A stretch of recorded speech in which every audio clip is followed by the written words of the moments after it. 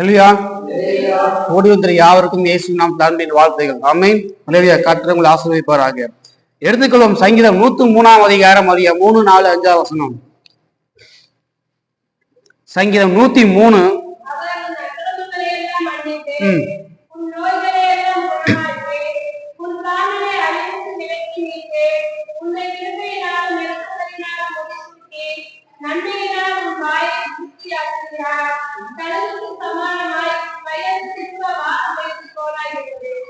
உன் வயது திரும்ப எப்படி ஆகிறதாமா? வாழ வயதை போய் ஆகிறது. உன் வயது திரும்ப வாழ வயது போகுதுன்னா அப்படின்னா என்ன? திரும்ப வயது வாழ வயது போகுதுன்னா அப்படின்னு என்ன? ஒரு 60 வயசு திரும்ப ஒரு 16 வயசுக்கு வந்தா எப்படி இருக்கும்? 60 வயசு திடீர்னு ஒரு 16 வயசுக்கு வந்தா எப்படி இருக்கும்? பாத்துங்க, கேன்சர்ல இருந்தவங்க இப்போ அப்போ சாகப்படுறவங்க ஒரு ராத்திரில திடீர்னு அவங்களுக்கு நல்ல சுகமாயிட்டா எப்படி இருக்கும்? திரும்ப வாழ வயது, திரும்ப அந்த இளமை பருவம் திரும்ப. அப்போ பாத்தீங்கன்னா திரும்ப வாழ வயதை போல அவர் ஆக்குகிறார். ஆக்கிரங்களா மன்னித்து நோய்களை குணமாக்குகிறார். ஆமா, ஒரு மனுஷனுக்கு பூமியில் என்ன வேணா இருக்கலாம், ஆசை சொத்து என்ன வேணா இருக்கலாம். ஆனா அவன் ஆசைப்படுறது அவனால சாப்பிட முடியுதில்ல, தூக்க வர்றதில்ல, நிம்மதி இருக்குதில்ல, ஒரு சமாதானம் இருக்குதில்ல. என்ன காரணம்? என்ன காரணம்? அவன் வாழ்க்கையில் இருக்கிற எல்லா பிரச்சனையும், அவனோட சரீரத்தில் இருக்கிற போராட்டம், டென்ஷன், எமோஷன் எல்லாமே அவனுக்குள்ள இருக்குது. அதனால அவனுக்கு தூக்கம் வர்றதில்ல, சமாதானம் வர்றதில்ல, விடுஞ்ச என்ன நடக்குமோ அவன் அதை பற்றி கவலைப்பட்டு இருக்கிறான். என்ன காரணம்? சரீரத்துல பிரச்சனை, போராட்டம் அப்படியாக இருக்கிறது, நிம்மதி இருக்குது இல்ல. இந்த நாளிலே கர்த்தருடைய வார்த்தை சரீரத்திலே ஆசீர்வாதம். ஆமே. போன வாரம் என்ன பார்த்தோங்க? போன வாரம் என்ன ஆசீர்வாதம் பார்த்தோம்? பூமிக்குரிய ஆசீர்வாதம். அந்த பூமிக்குரிய ஆசீர்வாதம் நம்ம என்ன செய்யணும்? 2வது 3வது போன வாரம் பூமிக்குரிய ஆசீர்வாதத்தின் காரியமா பார்த்தோம். இந்த வாரத்துல தொடர்ந்து சரீரக்குரிய ஆசீர்வாதம் நான் பார்க்க போறோம். ஆமீன். சரீரக்குரிய ஆசீர்வாதம். மீண்டும் வாங்க வாசிக்கலாம். சங்கீதம் 3ஆம் அதிகாரம் 103ஆம் அதிகாரம். போதும். உன் நோய்களை குணமாக்கி. சரீரத்தில் என்ன இருக்குது? நோய் இருக்குது. அது என்னவா இருக்கலாம், என்ன வியாதி, என்ன நோய்வா இருக்கலாம். ஆனா சரீரத்துல நோய் இருக்கிறது.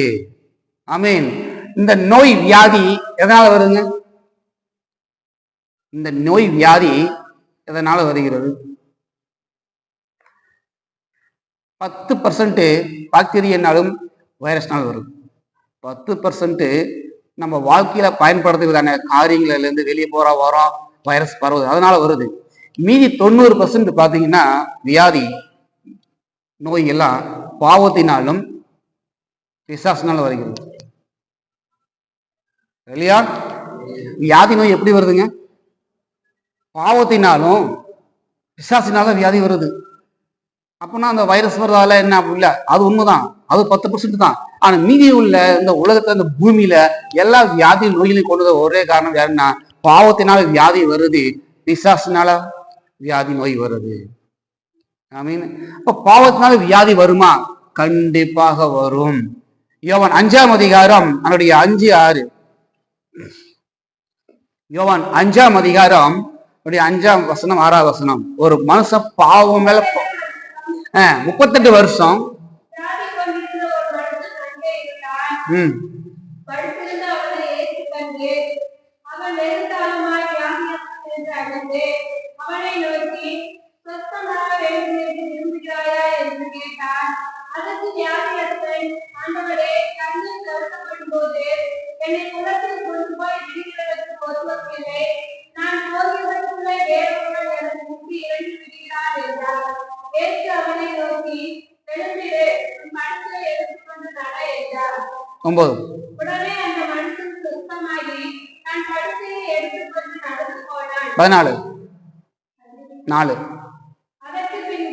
அதற்கு பின்பு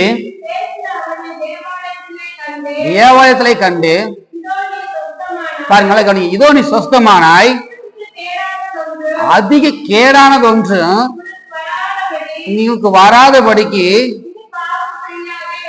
இனி பாவம் செய்யாதே என்றால், அப்போ அவனுக்கு 38 வருஷமா வியாதி உள்ளவனா இருந்தான். எதனால அவன் வியாதி உள்ளவனா இருந்தான்? பாவத்தினால அவனுக்கு வியாதி, பாவம். அப்போ அவனை கர்த்தர் அவனை சுகமாக்கி என்ன சொன்னா, நடந்து எழுந்து வீட்டுக்கு போனா, மறுபடியும் தேவலயத்தை அவனை கேட்டு என்ன சொன்னா, நீ சொஸ்தமாயிட்ட, நீ நின்று சுகமாயிட்ட, நீ நல்லாயிட்ட, இனி பயங்கரமான கேடு ஒண்ணு உனக்கு வராத அளவுக்கு. இதை விட 38 வருஷமா இருந்தா வியாதி, இந்த 38 வருஷமா வியாதியை விட இன்னும் அதிகமா உனக்கு கேடு வராத வரைக்கும் நீ நீ நீ பாவம் செய்யாத. அப்ப பாவத்தினால என்ன வரும்? வியாதி வரும். வேதத்துல இருக்குது, பாவத்தினால மனுஷனுக்கு வியாதி கண்டிப்பா வரும்.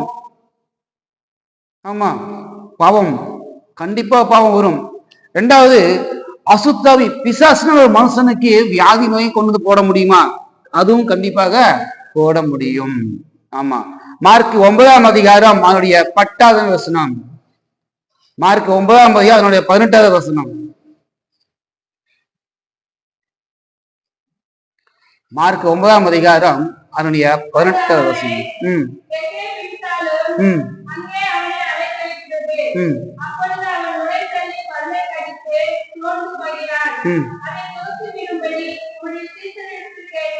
இருபது.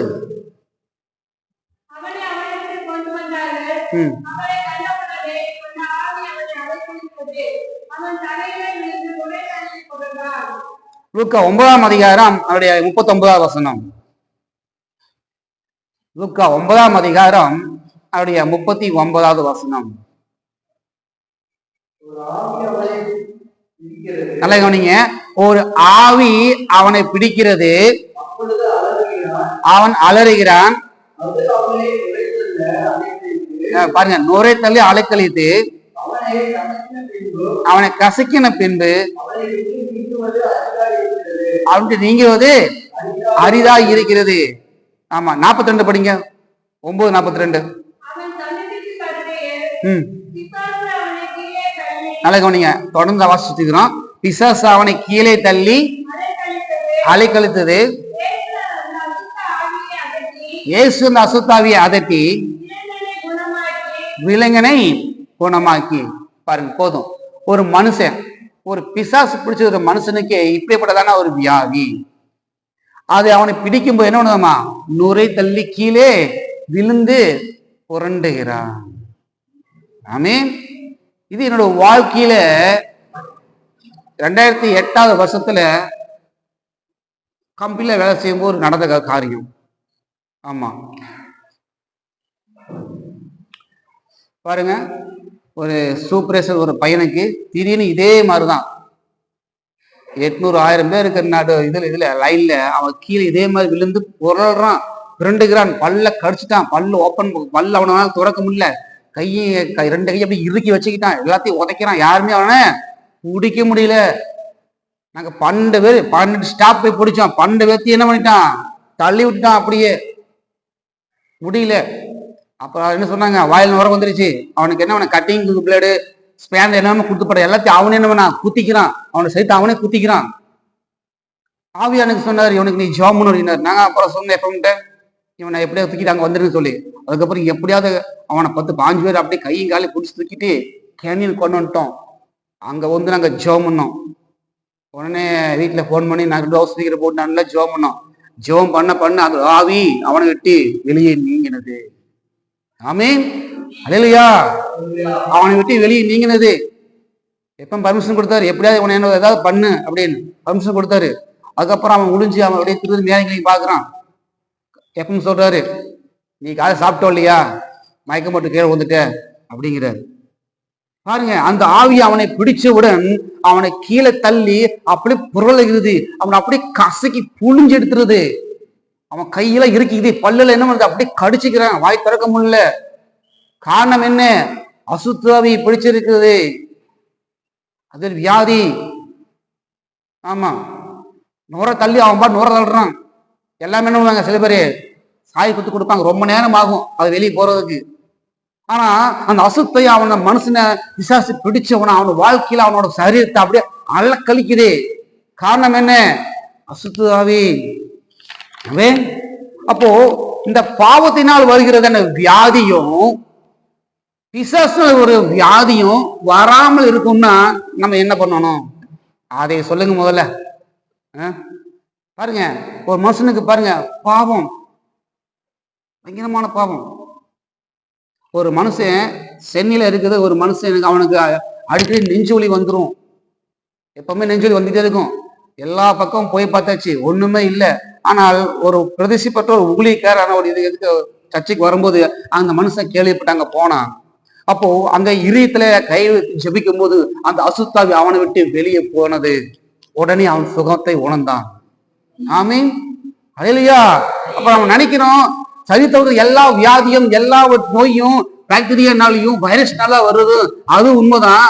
அதுக்கு மேலாக அது பாவத்தினாலும் வருகிறது, அது சாபத்தினாலும் வருகிறது, அது பிசாசினாலும் வருகிறது. ஆமீன், அல்லேலூயா. வைரஸ்னால வருகிறதான வியாதி நோய், பாக்டீரியா வியாதி நோய், அது டேப்லெட் எடுத்து போட்ட சில நாட்கள் அது குணமாகிடும். அதற்கு மீறி அது குணமாக இருந்தால் எங்கேயோ தப்பு இருக்குன்னு நடத்தும். உணர்ந்து கொள்ள வேண்டும். நாம சரியில்லை, எங்கேயோ தப்பு இருக்கு, கர்த்தருக்கு பிரியமில்ல காரியத்தை பண்ணிட்டு இருக்கிறோமா யோசிக்கணும். நம்ம சரீரத்தில் இல்லாம சோதிச்சு பார்க்கணும். இத்தனை டேப்லெட் எடுத்தாச்சு, இத்தனை மாத்திரை வந்து சாப்பிட்டாச்சு, மீண்டும் மீண்டுமா இப்படி என்ன காரணம்? நம்ம என்ன யோசிக்கணும். கர்த்தருக்கு பிரியமில்ல காரியம் இருக்கிறதா, பாவம் இருக்குதா, ஏதாவது பிரச்சனை இருக்குதா என்று நம்ம சோதிச்சு பார்க்கணும். அப்போ இந்த பாவத்தினால் வருகிறதான வியாதி நோய், பிசாசு வியாதி நோய். சிலர் பாருங்க, எத்தனை வருஷம்னா அந்த வியாதி நோய் போகவே போகாது. வருஷம் என்ன பண்ணுவாங்க, டேப்லெட் சாப்பிட்டே இருப்பாங்க. அப்படி வருஷம் முன்னாள் டேப்லெட் சாப்பிட்டுக்கிற வியாதி நோய் அது வைரஸ்னாலேயோ பாக்டீரியானால வர வியாதி அல்ல. கர்த்தர் சமூகத்துல ஜெபிக்கும் போது கர்த்தருக்கு சுகத்தை தருகிறார். நம்ம பாடின மாதிரி இயேசுவின் ரத்தம் அது பிணி போக்கும் நல் மருந்து. அவர் தழும்புல எல்லாம் என்ன பண்ணோம், சுகமாகிறோம். இயேசுவோட சிலுவைக்கு வந்தோம்னா போதும், நம்ம பாவங்கள் எல்லாம் அவரோட சமூகத்துல அறிக்கையிட்டு அவர் நோய்களை எல்லாம் குணமாக்குறார். 103 மேல வருஷம் அக்கிரமங்கள் என்ன பண்றாருமா, மன்னிக்கிறாரு. அப்புறம் அக்கிரமங்கள் இருக்கும்போது நோய்கள் வியாதிகள் கண்டிப்பாக இருக்கும். அவர் அக்கிரமங்கள் எல்லாம் மன்னித்துக்கு அப்புறம் தான் உன் நோய்களை குணமாக்குறார். நோய்களை குணமாக்குனதுக்கு அப்புறம் தான் உன்னோட வயது திரும்ப எப்படி வருதாமா, வாழ வயது போல ஆகிறது. அந்த இளமை பருவத்தில் நீங்க எப்படி இருந்தீங்களோ அப்படியே உங்களை சரித்துக்கிறத எல்லா காரியங்கள் மாறிடும். உன் நோய்கள் குணமாகும் போது, வியாதிகள் குணமாகும் போது திரும்ப வாழ வயதை போல ஆக்குவார். அதுக்கு நம்ம சரீரத்தில் என்ன இருக்கக்கூடாது, பாவம் இருக்கக்கூடாது. அசுத்தாதிகள் பிடிச்சிருக்க காரியங்கள் எல்லாம் எடுத்து போடணும். அப்ப பாவத்துல வருகிற வியாதியின் நோயும் அசுத்தாதி பிசாசு வியாதி நோய்களும் வராததுக்கு நம்ம என்ன செய்யணும்? ஆமா, நீதிமொழிகள் 10ஆம் அதிகாரம் அதனுடைய 27வது வசனம். நீதிமொழிகள் 10ஆம் அதிகாரம் அவருடைய 27வது வசனம். கர்த்தருக்கு பயப்படுதல் ஆயுஷ் நாட்களை பெருக பண்ணும். போதும், பாருங்க, கர்த்தருக்கு பயப்படுதல் ஆயுஷ் நாட்களை பெருக பண்ணும். அப்படின்னா என்ன? ஆயுஷ் நாட்களை பெருக பண்ணு, பூரண வயசு வரைக்கும் கர்த்தர் நம்ம ஜீவன் வச்சிருப்பார். ஆமே, இந்த பூமியில் நமக்குன்னு ஒரு பூர்ண வயசு வரைக்கும் நம்மளோட ஜீவன் இருக்கும். பூர்ணமானதுக்கு அப்புறம் நம்ம ஜீவன் கர்த்தர் சமூகத்துல போகும். அதுக்கு முன்பாக பிரச்சனை காரணங்கள் போராட்டங்கள் இருந்தா வியாதியோட நோயிலோடும் வரும். அப்போ பாவத்துல இருக்கிற வியாதி நோய் வராமல் இருக்குன்னா முதலாவது கர்த்தருக்கு பயப்படும். கர்த்தருக்கு பயப்படா மட்டும்தான் நம்மளோட ஆயுசு நாட்கள் பெருக பண்ணுவாரு, கூட்டுவாரு. எச்சா இசைக்கு பாத்தீங்களா, செத்து போயிரு சொல்லிட்டு உடனே என்ன ஆண்டவரே நினைச்சு பாருங்க, ஆண்டவரே பரவாயில்ல இந்த கூட்டி கொடுக்குறேன். கூட்டி கொடுத்தாரா? வேதத்துல இருக்குது, கூட்டி கொடுத்தாரா? இருக்கு. நம்மளோட சரீரத்துல அப்படிப்பட்ட வியாதி நோயில் வரும்போது நம்ம தேவ சமூகத்துல பாவத்தை அறிக்கிற போது நம்மளோட ஜீவனுக்கு கத்த ஆயுஷ் நாட்கள் என்ன பண்ணுவார, கூட்டி கொடுப்பார். ஆமா, அப்ப கர்த்தருக்கு பயப்படுதல் இன்னொருமா ஆயுஷ் நாட்கள பெருக பண்ணும். நீதிமொழிகள் 14ஆம் அதிகாரம் அதனுடைய 27வது வசனம். நீதிமொழிகள் 14ஆம் அதிகாரம் அதனுடைய 27வது வசனம். ஜீவ ஊற்று, அதனால் மரண கண்ணிகளுக்கு தப்பலாம். போதுங்க பாருங்க, கர்த்தருக்கு பயப்படுதல் ஜீவ ஊற்று, அது பொக்கிஷம். அதனால என்ன பண்ணலாம்னா மரண கண்ணிகளுக்கு தப்பலாம். மரண கண்ணினா வியாதிகளுக்கும் நோய்களுக்கும் கர்த்தர் தப்புவிப்பார். ஆமென், அல்லேலூயா. கர்த்தருக்கு பயப்படுதல் ஜீவ ஊற்று அவர்கள் இருக்கிறது. கர்த்தருக்கு நம்ம பயப்படும் போது எப்படிப்பட்ட சகல வியாதி நோய்களுக்கு நம்ம என்ன தப்புவிக்க வல்லவராகிறார். அல்லேலூயா. பாகம் 7ஆம் அதிகாரம் அவருடைய 15வது வசனம்.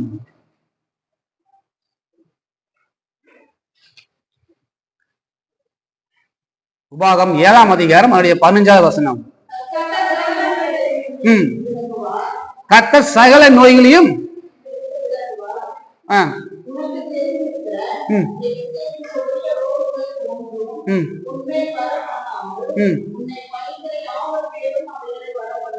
பாருங்க, சகல வியாதி உன்னை விட்டு விலக்குவார். மத்தேயு 4ஆம் அதிகாரம் அவருடைய 23வது வசனம். மத்தேயு 4ஆம் அதிகாரம் அவருடைய 23வது வசனம். பின்பு இயேசு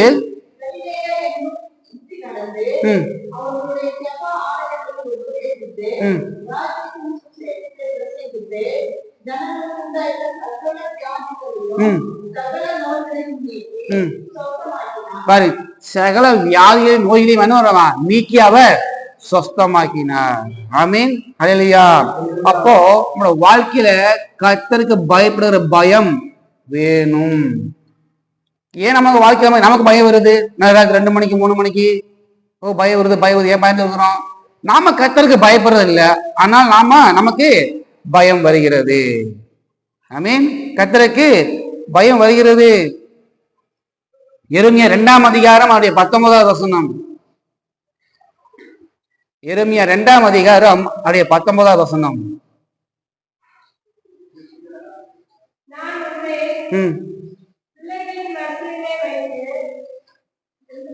2:19.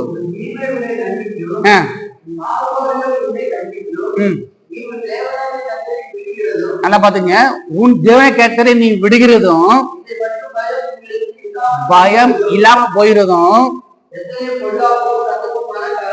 எத்தனை பொல்லாப்பு கசப்புமான காரியம். உணர்ந்துகோள். பாருங்க, உணர்ந்துகோள் ஒடிக்கிறார். உணர்ந்துகோள். கர்த்தரை, உன் தேவனை கர்த்தரை நீ விடுகிறதுக்கும் பயம் இல்லாமல் போச்சு. அவரு தானே பாத்துக்கலாம், அவர் என்ன வர போறாரு, கேட்க போறாரா, பாத்துக்கலாம். பயம் இல்லாம துணிகரமான காரியங்களை செய்யும் போது, அவருக்கு பிரியமான காரியம் அவர் விட்டு தூரம் போகும்போது பயம் இல்லாம போகிறது. அது என்னமா பொல்லாப்பான கசப்பான காரியங்கிறாரு. நீ உணர்வு இல்லாம இருக்கிற, நீ கர்த்தருக்கு பயம் இல்லாம இருக்கிற, பொல்லாப்பான என்ன கசப்பான காரியம். உன் தேவனை கர்த்தரை நீ விடுகிறதுக்கு,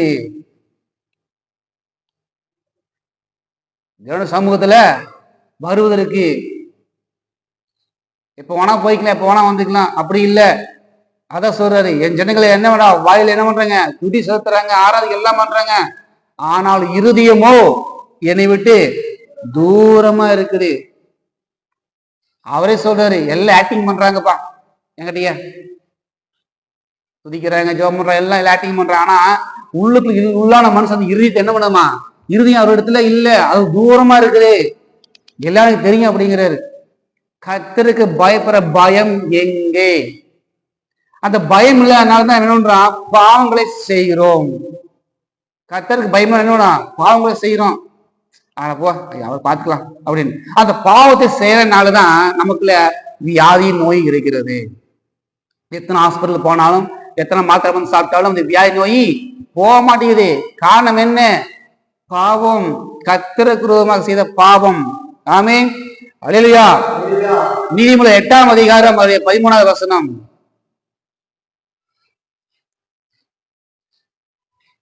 கர்த்தருக்கு பயப்படுற பயம் என்னன்னு பாருங்க. பாருங்க, தீமையை வெறுப்பதே கர்த்தருக்கு பயப்படுற பயம். பாருங்க, தீமையை இருக்குது கர்த்தருக்கு பயப்படுகிற பயம். பயம் ஐயோ கர்த்தருக்கு பயப்படுறேன், கர்த்தருக்கு பயப்படுறேன், அந்த பயம் இல்லை, அந்த பயம் தான். ஆனா இருந்தாலும் கர்த்தருக்கு எதெல்லாம் தீமையில பிடிக்காம இருக்கோ அதெல்லாம் வெறுப்பதே கர்த்தருக்கு நம்ம பயந்த மாதிரி நடந்த மாதிரி. ஆமீன். எது தீமை? எது தீமை? ஆயுத கட்டடிச்சுட்டு போறது. பிள்ளைகளுக்கு நம்ம நாளைக்கு என்ன பண்ணுறது சொல்லி கொடுக்கணும். நம்ம ஒரு முன்மாதிரியா இருக்கணும். நம்ம ஒரு முன்மாதிரியா பிள்ளைகளுக்கு இருக்கணும். இந்த பிள்ளையை நீ எனக்கென்று நீ வளர்த்துட்டு உனக்கு நான் என்ன கொடுக்குறேன்? சம்பளம் கொடுக்குறேன். உங்க கையை பிரேசத்தை ஆசீர்வதிச்சு உங்களுக்கு பணம் கொடுக்குறது எதுக்குன்னா கர்த்தருக்காக உங்க பிள்ளைகள் வளர்க்கறதுக்காக உங்களுக்கு என்ன பண்றாங்க? வேலையை கொடுக்குறாரு, சம்பளத்தை கொடுக்குறாரு, ட்ரெஸ் கொடுக்குறாரு, இது எல்லாத்தையும் கொடுக்குறாரு. நாம அதை செய்யாம நமக்காக நம்ம கையில பார்த்தா கர்த்தர் கேட்பார். கர்த்தருக்கு பயம் இல்லை. பிள்ளை நீ யாருக்காக வளர்க்குற? உங்களுக்காக வளர்க்குறீங்களா இல்லை கர்த்தருக்காக வளர்க்குறீங்களா? கேட்பார். பணம் கொடுக்குறீங்கள, ட்ரெஸ் வாங்க பணம் கொடுக்குறேன், ஷூ வாங்க கொடுக்குறேன், புக் வாங்க எல்லாத்தையும் பணம் கொடுக்குறேன். எதுக்கு? எனக்காக வளர்க்கறதான் கொடுக்குறேன். கற்பனை கை கொள்ளும்படியாக அது பின்சதி வர முடியாது தான் நான் அவனுக்கு என்ன பண்றேன்? எல்லா கையிலும் நான் பணம் கொடுக்குறேன். அது நீ செய்யறியா? அப்ப பயம் எங்கே? உன் தேவனை நீ விடுகிறதுக்கும் பயம் இல்லாமல் போனதுக்கும் பொல்லா போன அசுப்பான காரியம், கசப்பான காரியங்கிறார். 2 நாளாகம் 19ஆம் அதிகாரம் அதனுடைய 7வது வசனம். 2 நாளாகம் 19ஆம் அதிகாரம் அதனுடைய 7வது வசனம்.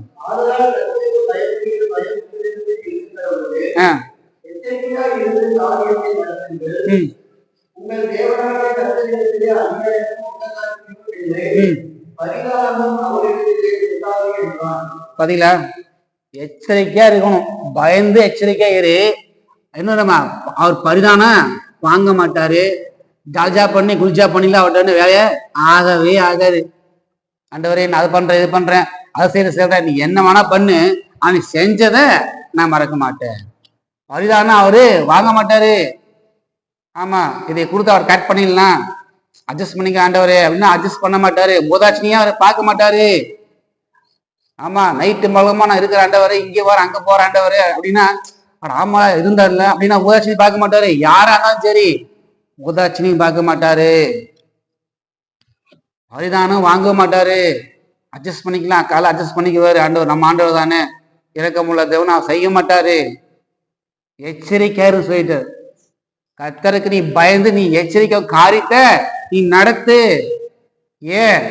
பாவம் வராதபடிக்கு. ஆமா, யாத்திராவில் சொல்லப்பட்டிருக்குது, நீ பாவம் செய்யாதபடிக்கு, கர்த்தரை சோதித்து பாவம் செய்யாதபடிக்கு எனக்கு பயப்படுற பயத்துக்காக நான் அவர் கர்த்தர் எழுந்தருளினார். மோசே நீ பேசுப்பா, கர்த்தரை கூட பேச வேண்டாம், நாங்க செத்து போயிருவோம், நீ பேசு. அதுக்கு மோசே சொல்ற, அட ஜனங்களே, நீங்கள் கர்த்தருக்கு உருவம் நீங்க பாவம் செய்யாதபடிக்கு நீ கர்த்தருக்கு பயப்படுறதுக்காகத்தான் கர்த்தர் அவர்களுக்கு முன்னதாக எழுந்து நிற்கிறார். இப்ப பாருங்க, கர்த்தருக்கு பயப்படணும். அந்த பயம் இல்லாதனாலதான் பாவம் செய்கிறது. ஆமென். ஆமா, பாவம் சொல்றீங்களா அப்படின்னா கர்த்தருக்கு ரொம்ப எந்த பாவம் செய்யலையே, எதுவும் பண்ணலையே அப்படி இல்லை. ஆளுக்கு எப்போ இருக்கிறோம்? 8 மணி. எத்தனை மணிக்கு வரோம்? 8 மணிக்கு கட்டடிச்சுட்டு போறோம். ஒரு நாள் வாரத்துல ஒரு நாள் 1 hour கட்ட 2 hour கட்ட வர முடியல. ஆனா நம்மளோட காய்கறி எல்லா விட்டுக்கும் கரெக்டா கன் டைம் போயிடுறோம்.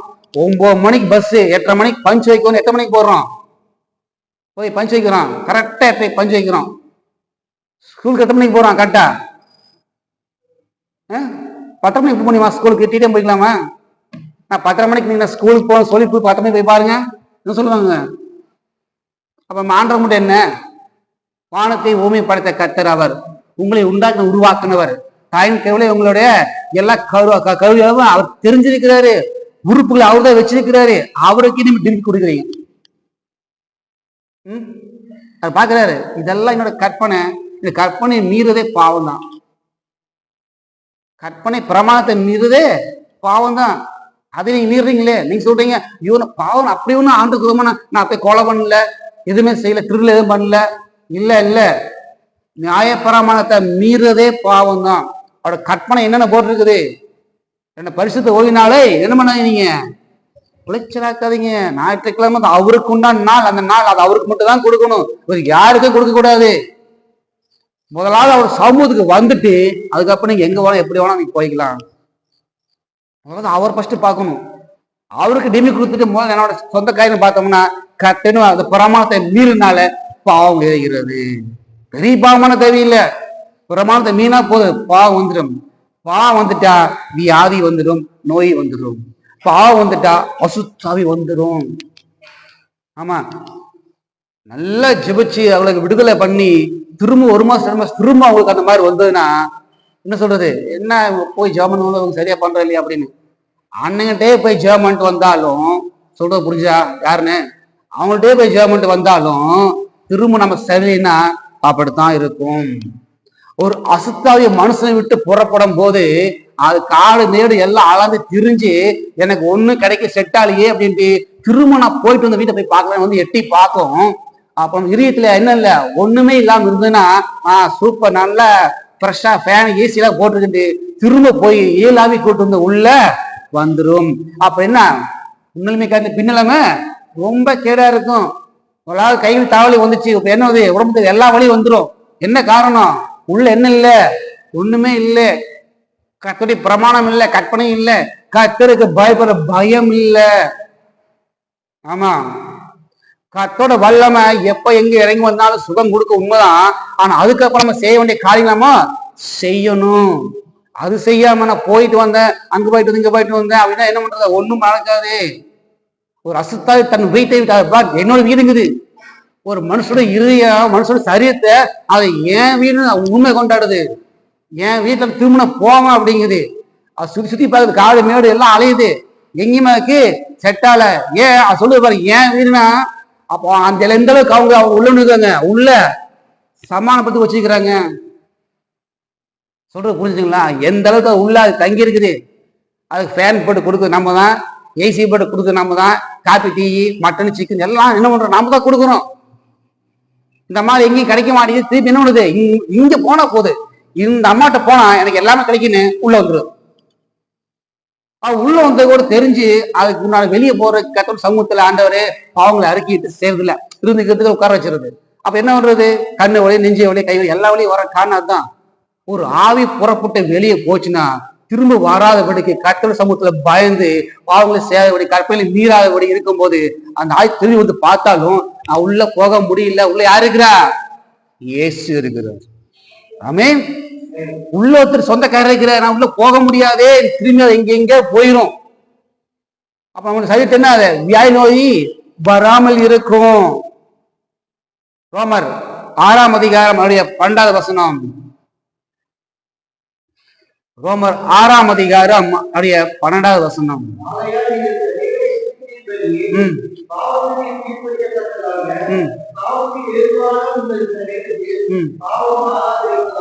பாருங்க, எது ஆளுகை செய்யுது, பாவம் ஆளுகை செய்யுது. உங்க சரீரத்துல பாவம் ஆளுகை சேர்ப்பதாக. பாவம் நம்ம சேர்த்து ஆளுகை செஞ்சதுன்னா நம்மளோட சரீரத்துல விளைவுகள் கண்டிப்பாக வரும், கண்டிப்பாக வரும். ஆளுக்கு இருந்தாங்க யாரு, கூனி. எத்தனை வருஷமா, 18 வருஷமா. எங்க இருக்கிறாங்க, சச்சுதான் இருக்கிறாங்க. 18 வருஷமா நாம எப்படி இருக்குது, கூனியா தான் இருக்குது. எல்லாரும் கண்ணுக்கு முன்னாடி எப்படி கூனி, அது ஒரு வியாதி, அது ஒரு நோய், சரீரமா அது நோய், கூனி பாவம் குமியும் இல்ல, எல்லாரும் நினைச்சிட்டு இருக்கிறாங்க. ஆனா இயேசு பார்த்தாரு, நம்மாவை ஜெபம் பண்ணாரு, என்னாச்சு, விளைவினத்தின் ஆவி வெளியே போனதுக்கு அப்புறம் அந்த அம்மா கூனிய அந்த அம்மா நிமிந்து என்ன பார்த்தாருங்க, கத்தரை பார்த்தாங்க. பாருங்க, எல்லாரும் கண்ணுக்கு பண்ணுவாங்க, மனுஷனுக்கு பண்ணுவாங்க. அவங்களுக்கு ஒரு வியாதி ஒரு நோய் நினைக்கிறோம். ஆனா அது எதனால வந்தது, அசுத்தாவினால வந்தது. விளைவினத்தின் ஆவி 18 வருஷமா கட்டி வச்சு அது கூனியாக இருந்தது. ஆனா மனுஷனுக்கு கண்ணு மூலமாக என்ன, அவங்க திடீர்னு என்னாச்சு, கூனி ஆயிட்டாங்க, ஒண்ணும் பண்ண முடியாது. ஆனா விளைவினத்தின் ஆவியை அது வெளியேறினதுக்கு அப்புறம் அந்த அம்மா நிமிர்ந்து பார்த்தது. ஆமீன். பாருங்க, 1000 பேர் இருக்கிறாங்க, சச்சுதான் இருக்கிறாங்க, 18 வருஷமா எல்லாத்துக்கும் மூலமா அது கூனிதான், ஒண்ணுமே பண்ண முடியல. ஆனா இயேசு கிறிஸ்து பார்த்தாரு, அது பலவீனத்தின் ஆவி, அதை ஜெபிக்கும் போது அது வெளியே போச்சு, கூனி சுகமானான். ஆமே. இப்படித்தான் வியாதியும் நோய் எப்படி வரும்? அசுத்தாவினால வரும், பாவத்தினால வரும். இல்லையா? அப்போ கர்த்தருக்கு பயப்படுதல் ஆயுஷ்நாட்கள பெருக பண்ணும். ஆதியாகமம் 25ஆம் அதிகாரம் அதனுடைய 8வது வசனம்.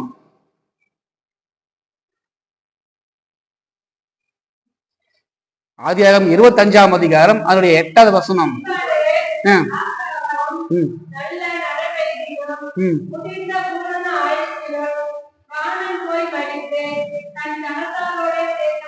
பாருங்க, இதாங்க சரீரத்துக்கு ஒரு ஆசீர்வாதம் இல்லையா? இதுதான் சரீரத்துக்குரிய ஆசீர்வாதம். பூரண வயதாகி அவன் மனதை முடியெல்லாம் நிறைத்து அவன் மறித்து போனான். சரீரத்துல ஒரு பலவீனம் இல்லை, எதுவுமே அவனுக்கு குறையில, எந்த வியாதி நோய் எதுவுமே இல்லை. இதனால அவன் கர்த்தருக்கு பயப்பட்டதுனால அவனுக்கு அவன் பூரண வயசு உயிரிழந்துக்கிறான். எந்த இது பிரச்சனையும் இல்லை, சரீரத்துல எந்த ப்ராப்ளம் இல்லை.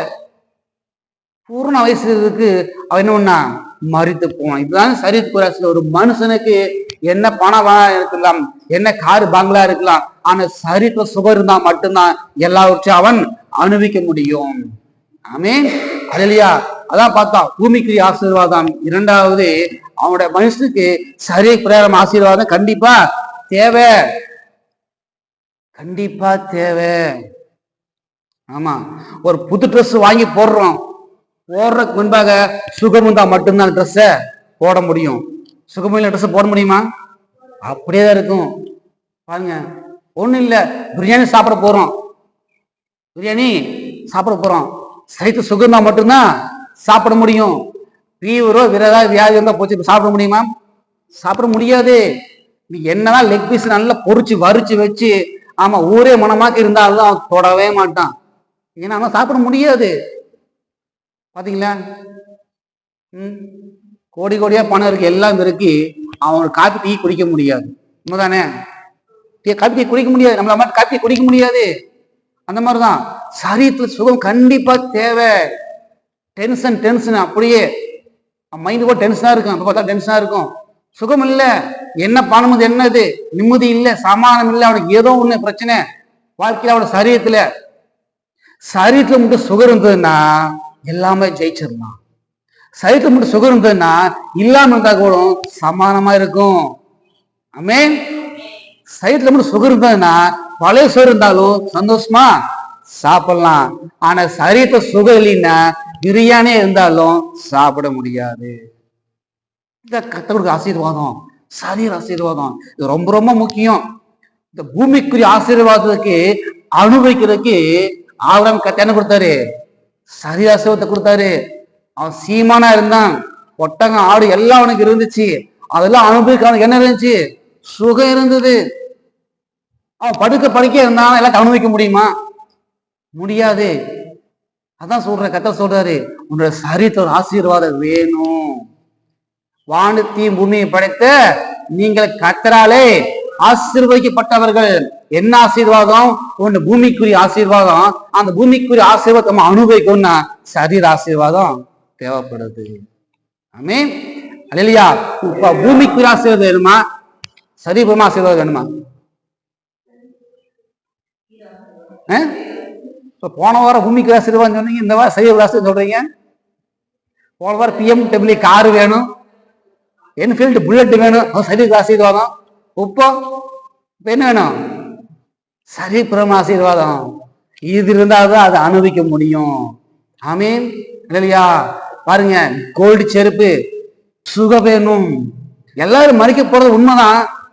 ஆனா அது எப்படி மறிக்கணும்னா பூரண வயசோட மறிக்கணும். அப்படிதான் பாருங்க, அவனோட எல்லாமே அவன் அனுபவிச்சான். தனக்குன்னா எல்லா பூமிக்கு ஆசீர்வாதத்தை அவன் அனுபவிச்சு பூர்ண வயசு வரைக்கும் அவன் இருந்து அப்புறக்காக மறிச்சான். ஒரு மனுஷனுக்கு ஒரு நாள் மரணம் வரும்தான், ஆனா அந்த மரணம் அவன் பூரணப்பட்டு அவன் எல்லாம் அனுபவிச்சு கர்த்தருக்கு பயப்படுற பயத்தினால ஆயுஷ் நாட்கள் பெருக பண்ணி மறிக்கும் போதுதான் அது நல்லதா இருக்கும். ஆமீன். அல்லேலூயா. பாருங்க, சிஸ்டரோட அண்ணன் எல்லாம் படிக்க வச்சாங்க, எல்லா படிக்க வச்சாங்க, ஆனா என்னாச்சு? இறந்து விட்டார்கள். இறந்து விட்டாங்க. அவனோட பையனோட கல்யாணத்தை பார்க்க முடியல, அவனோட பையனோட பிள்ளைய பார்க்க முடியல. சொந்த வீடு இருக்குது, எல்லாமே இருக்கு, ஆனா என்னாச்சு, பார்க்க முடியல. சரீரத்துல சுகம் இல்ல, வியாதி, வியாதினால மறுத்து போயிட்டாங்க. பாத்தீங்களா, தன் சொந்த பெத்த பையனோட கல்யாணத்தை பார்க்க முடியல, பேத்தியை பார்க்க முடியல, பிள்ளைகளை பார்க்க முடியல, தன் மனைவி கூட பார்க்க முடியாம இறந்து விட்டார்கள்.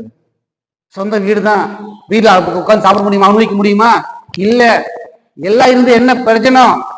சுகம் இல்ல. சரீரத்துல சுகம் வேணும், இதயத்துல ஒரு மகிழ்ச்சி வேணும். இந்த மகிழ்ச்சி யார் கொடுப்பா? கர்த்தரை இயேசு கிறிஸ்து கொடுப்பார். ஆமீன். உன் நோயெல்லாம் குணமாக்கி, உன் அக்கிரமம் எல்லாம் நீக்கி அவர் உன்னை திரும்ப வாழ விதை போல ஆக்குறாருன்னா அதுக்கு காரணம் நீ கர்த்தருக்கு நீ பயப்பட வேணும்.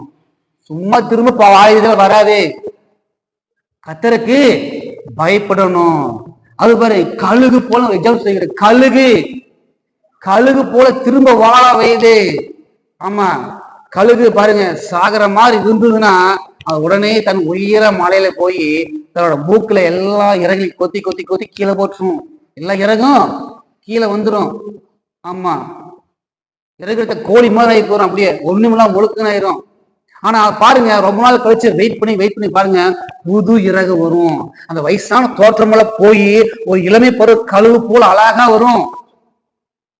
அந்த பருவத்தை வரும். அதுக்கப்புறம் என்ன பண்ண, செட்டையில அடிச்சு உலக பறக்கும் போது அது உயர பறந்து போகும். அந்த வயது போல உங்களை ஆக்குகிறார். ஆமீன். என்ன பண்ணணும்? கர்த்தருக்கு பயப்படணும். மெயின் அதுதான். ரெண்டாவது, சரீரத்துல பாவம் ஆளுகையில் செய்யாம இருக்கணும். கர்த்தருக்கு பயந்தாவே பாவம் செய்ய மாட்டோம்.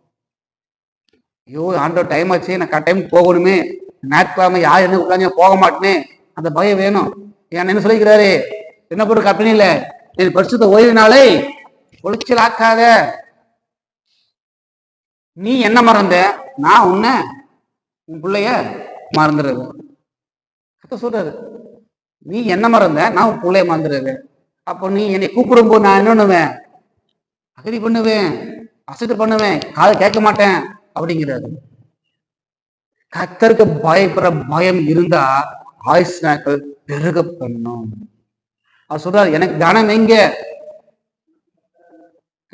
எனக்கு கனம் எங்க, நான் தானே கர்த்தரு, உன்னை உண்டு நான் தானே, எனக்கு கனம் எங்க?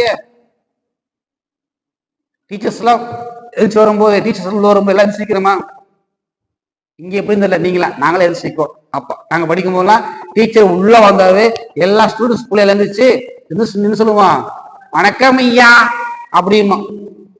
இங்கிலீஷ் டீச்சரா இருந்தா குட் மார்னிங் டீச்சர் அப்படின்னு சொல்லணும்.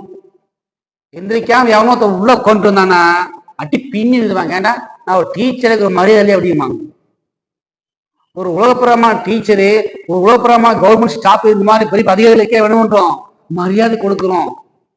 கர்த்தருக்கு பாருங்க, நான் தேவனா, எனக்கு கனம் எங்கே? நான் தான் கர்த்தரு, நானும் உண்டாக்குனேன். பூமியை படிச்சு யாரு? நான் தானே.